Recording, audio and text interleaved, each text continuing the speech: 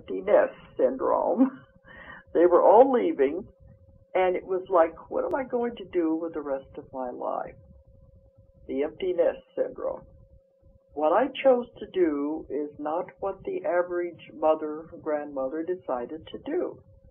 I wanted to get back into hypnosis. I wanted to get back into what I had discovered. It was like a door had been opened and then suddenly just slammed shut because I had not been able to pursue it. And I knew there was something else there. And that was what I wanted to get back into. But by that time, I knew there had to be easier ways of doing hypnosis.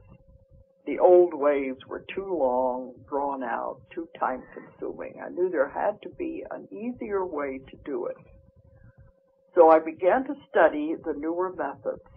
And this was 30 years ago. That's how long I've been active now in the past life regression. Was been 30 years ago. It was at the end of the 70s when I began to get into this. I began to study the new techniques. The new techniques now use imagery and visualization to put the person into the relaxed level. It's not done with watching the shiny object and the long, drawn-out inductions or the tests that are performed by so many different hypnotists. Now it's much easier. So as I learned these techniques, then I began to apply them. The strange thing is, people said, where in the world did I find the people to work with here in the hills of Arkansas? Huntsville is the closest town. I live out on the top of a mountain in the middle of nowhere out here with peace and serenity. But the nearest town is Huntsville. It only has 2,000 people. There's only 10,000 people in the entire county because it's mostly composed of national forests. The biggest city is 28 miles away, which is Fayetteville. But people said, where in the world did I find all of these people that I've written about in my books? That was what was strange, and that shows there must have been a sense of destiny, a reason why all of these things began to happen, why we were put in this position. Because now I know things happen because they're supposed to happen, and you can't fight it anyway. But at that time, I didn't know what was going on anyhow. But the people began to come to me, and they just wanted to have sessions. In those days, I didn't charge anything because I was just experimenting and seeing where it was going to go. And they began going into interesting past lives. I was not so much into the therapy part at that time as I was just trying to discover history. As I said earlier, I'm not a psychic, and I don't channel. I consider myself to be the reporter, the investigator, the researcher of lost knowledge, because I soon found that the material I was getting from these different people that just came from nowhere to my house and the groups I was going to, I used to go to metaphysical meetings, I soon found the information I was getting was not normal past lives. I was getting what I would call lost history. This has been what I've done ever since, the whole 30 years since then. Information that's either been lost, forgotten, or never known in the first place. And this is what I bring back to our time, or I'm trying to do it anyway, to bring back to our time. So I work with the lost information, and that's what I try to do. And these people began to go back into very interesting past lives. And I know the skeptics are always saying the person will be Cleopatra or Napoleon, always somebody famous. I have never found this. And I belong to different hypnosis groups now, and I don't know any other hypnotists who have found this either.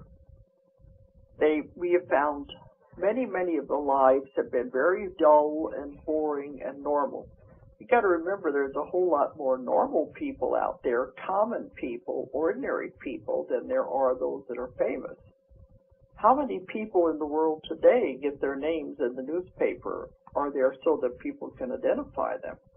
Majority of the people that are around today and that have been around forever are just ordinary people living ordinary lives.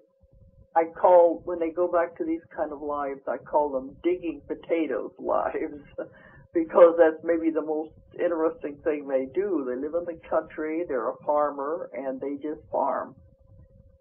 And very little happens in a life like that that is even eventful.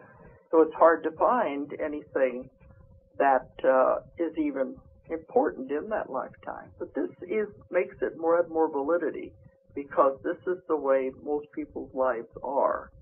My job is to find out why they were shown that life and what it has to do with their lives now. The reason why that one life was picked. And usually in my work now, it will show something connecting with the life at this time. But as I began to work on this, I began to develop my own technique of hypnosis, and it's different than the other ones that are taught out there. I keep thinking now, after 30 years of using this technique, of perfecting it and specializing in it and honing it and working out all of the bugs, I keep thinking someone somewhere had to learn hypnosis in the first place. Somebody had to figure out how to do this.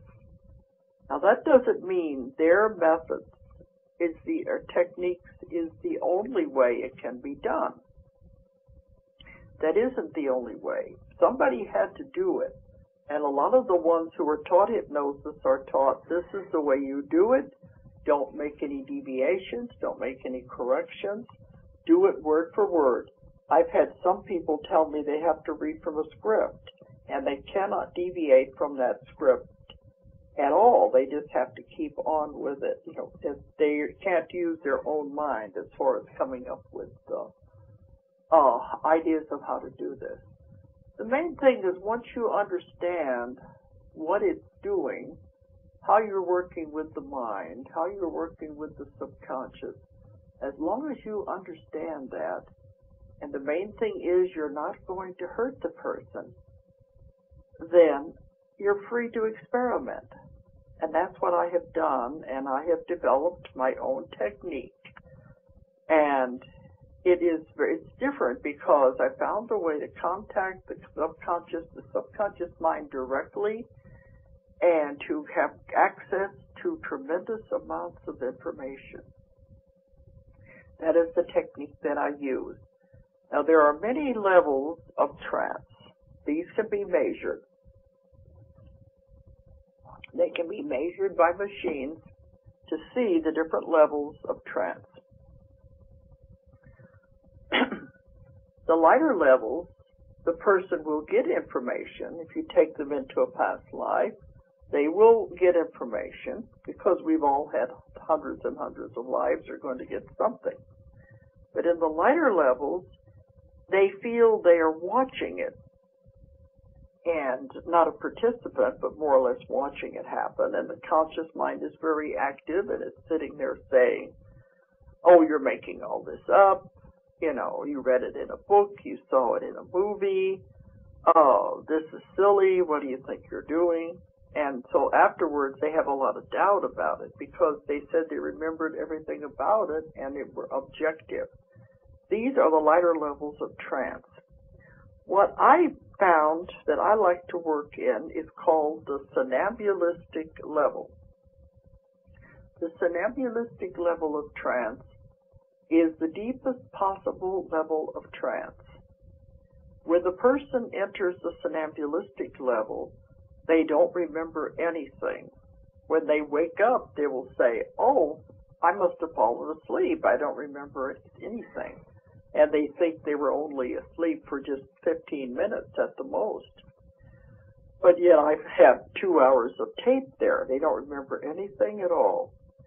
Now, when they become the somnambulistic state, and they travel back into time the way I do to take them back into past lives, I call it time travel, like going through a time tunnel, because we are actually traveling back to that time. If you go back into time with the somnambulistic level, the person becomes the other personality totally. This life disappears.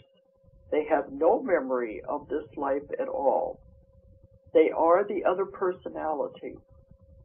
If you were to bring up an object or anything that's in our time period but does not exist in their time period, they don't even know what you're talking about, and you have to explain things to them. One example is many of the clients I've had, if they go back into the Middle Ages and they're describing something, and I say, is it glass? They don't know what glass is. And try to explain something that is so simple to us, a simple, ordinary object. Try to explain that to somebody who has no idea what you're talking about. It's hard, especially off the top of your head.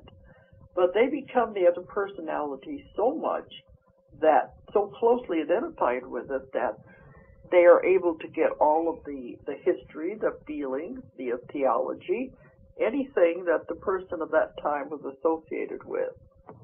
Of course, even at a somnambulistic level, if they were not in a position to know something, they can't tell it to you. The farmer in the field is not going to know what the king in the palace knows. So even though they became the person, sometimes the information is very dull and boring because there's nothing there. It's just a simple lifetime. So when you take them back, I never know what I'm going to get. And they become this personality totally. And that is the level that I like to work in. Now, the somnambulistic level is not unusual. A lot of people think hypnosis is strange and scary because they don't understand what it is. And, of course, the movies and the TV haven't helped with this. What people don't realize, I've had clients come to me and say, oh, I don't think I can be hypnotized. What they don't realize is that you are hypnotized most of the day, and you don't even realize it. It's absolutely impossible for you to stay in the wide awake state. You will go in and out of these different altered states all during the day because this is the way the mind functions, especially alpha, which is the lightest level. Beta is the one that you're in whenever you are supposedly awake. And alpha is where you enter in the lightest level,